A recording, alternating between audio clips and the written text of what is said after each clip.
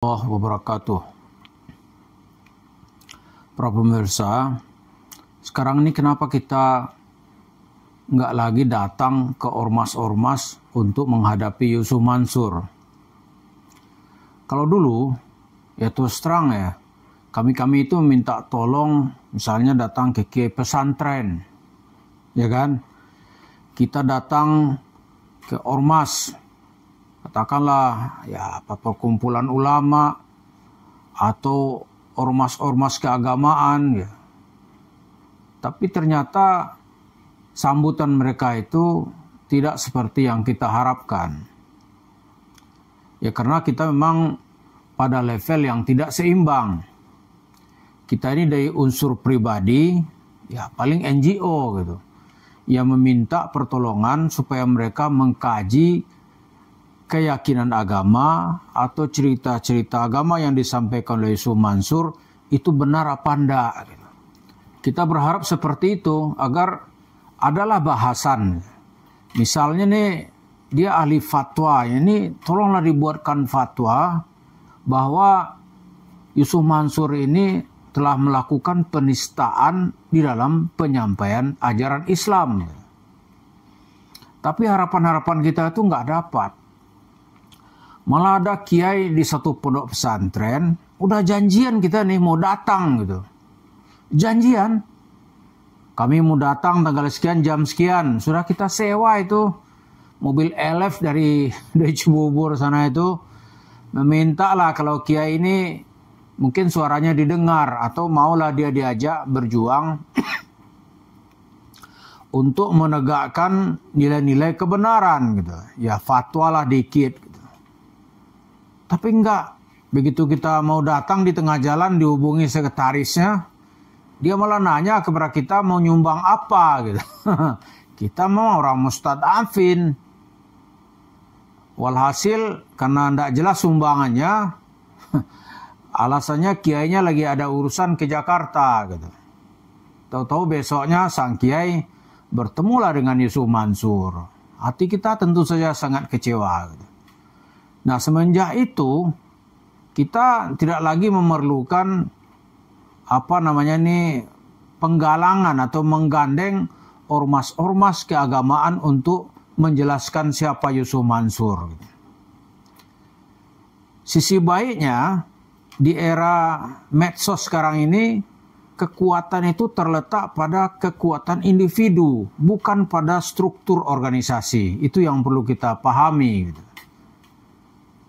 Ya, kekuatan individu itu daya jangkaunya melebihi jaringan yang dimiliki oleh organisasi. Organisasi misalnya ini belum tentu anggotanya tahu. Tapi melalui medsos, wah itu daya sampainya atau daya jangkaunya itu sangat luar biasa gitu. Karena sekarang bukan lagi era cetak gitu. Dulu era cetak itu ada maklumat dari sebuah organisasi yang disampaikan, ada pesan-pesan dari ketuanya atau pengurusnya. Maka para anggota mendapat pesan. Tapi sekarang enggak. Kapan aja, di mana saja orang bisa mendapatkan pesan. Karena itu perlawanan terhadap Yusuf Mansur nggak perlu itu tokoh-tokoh besar gitu. Tokoh-tokoh besar itu nanti akan mengikuti. Kalau dia tidak mengikuti, dia akan terjepit dan ditinggalkan oleh keadaan. Itu rumus. Karena itu ya, di era medsos orang nggak perlu tuh harus alimun kabir.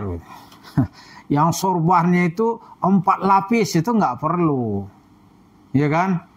Jadi sekarang perlawanan kepada Yusuf Mansur itu kita buka dari sisi materialnya.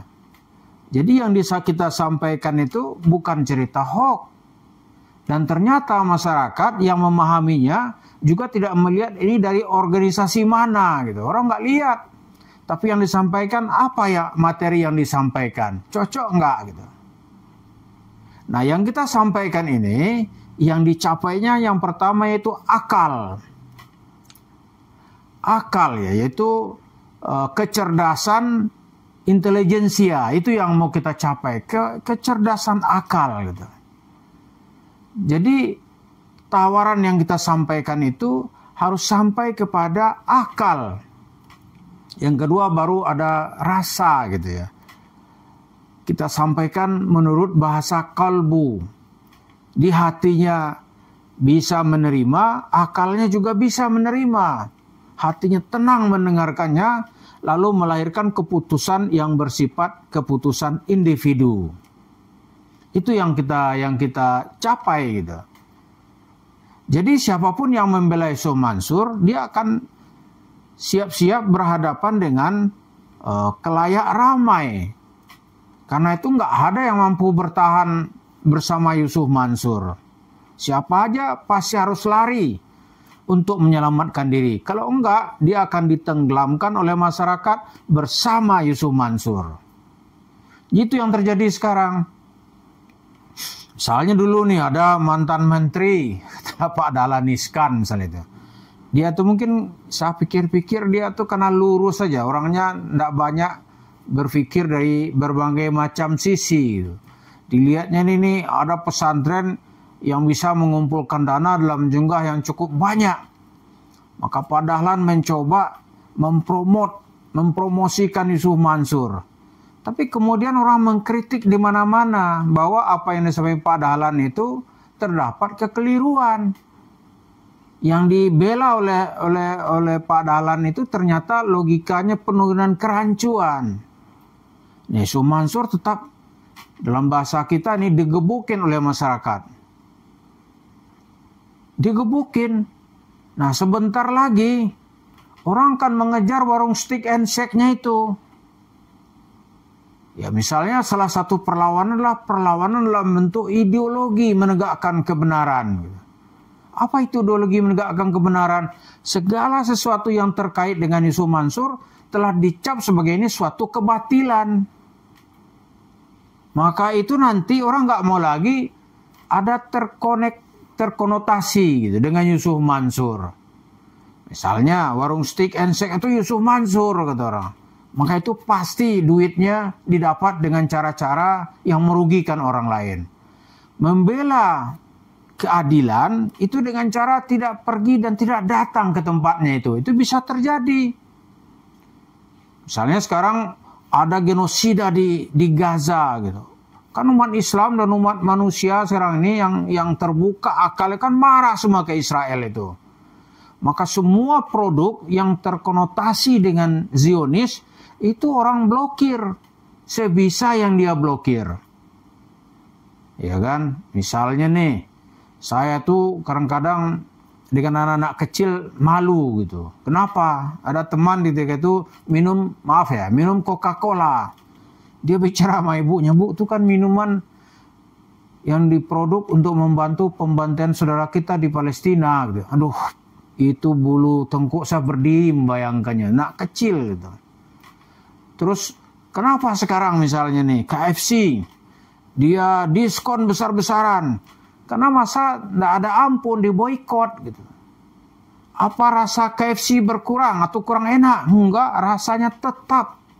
Tetapi ada pemaknaan di balik itu yang sangat kuat, yaitu ideologi makanan. Ngeri juga ya. Nah kalau nanti Yusuf Mansur masuk, dan itu pasti terjadi ya, karena masyarakat marah gitu. Ada pemboikotan. Boikot secara ideologi. Ini makanan yang dibuat oleh Yusuf Mansur ini hasil tipu-tipu dari masjid ke masjid. Orang marah itu. Ini ada di sini duitnya Pak Zaini misalnya. Ada di sini duitnya almarhum Pak Khalid. Ada di sini duitnya ibu yang lain gitu. Ya kan? Yang bersengketa diserang di pengadilan. Atau sedang mengurus hak-haknya di tempat lain. Jadi orang mencoba mewujudkan solidaritasnya nanti.